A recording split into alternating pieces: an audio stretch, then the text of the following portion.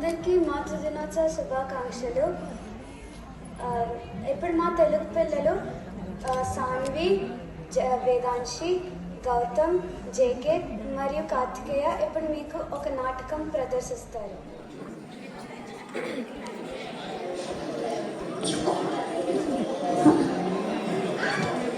అందరికీ నమస్కారము. మాతృ దినోత్సవ శుభాకాంక్షలు. Happy mother's day. కార్తీక్, నీకు నవరసాలు అంటే ఏంటో తెలుసా? చెప్తాను విను. అనగా మానవ భావాల సమాహారమే నవరసాలు. అవి 1 శాంతం, 2 రౌద్రం, 3 ఈవత్సం, 4 హాస్యం, 5 అద్భుతం, 6 కరుణ, 7 వీరత్వం, 8 విచారం, 9 శృంగారం.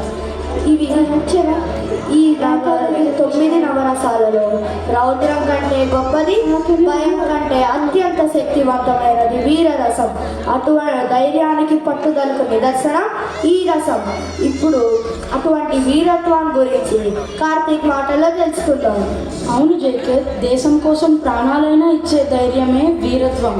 రణం అంటే ధర్మం కోసం రక్తం చిందించడానికైనా సిద్ధపడడం.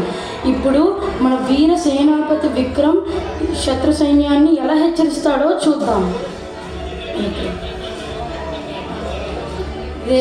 మన ముందున్నది కేవలం శత్రు సైన్యమే కాదు, మన మాతృభూమిని తాకాలనుకుంటున్న అపవిత్రమైన ఆలోచన. మరణం మనల్ని తాకాలంటే అది మన సాహసానికి భయపడి వెనక్కి తగ్గాలి, అంతేగాని వెనకడుగు వేయడం మన రక్తంలోనే లేదురా. జై హో భారత్, ముందుకు సాగండి. జై హో భారత్. ప్రభు, మీ ఆజ్ఞే మాకు ఊపిరి. పదండి, శత్రువుని చీల్చి చెండాడదాం.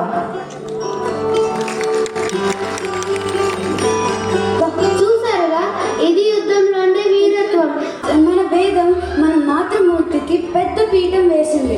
అందుకే మాతృదేవో భవ అని అంటారు. తన బిడ్డల భవిష్యత్ కోసం అహర్నిశలు పోరాటమే ఒక తల్లి చూపే అసలైన వీరత్వం. వీరత్వానికి మారుపేరు అమ్మ. అందరికీ మాతృ దినోత్సవ శుభాకాంక్షలు. అందరికీ మాతృ దినోత్సవ శుభాకాంక్షలు. ధన్యవాదాలు.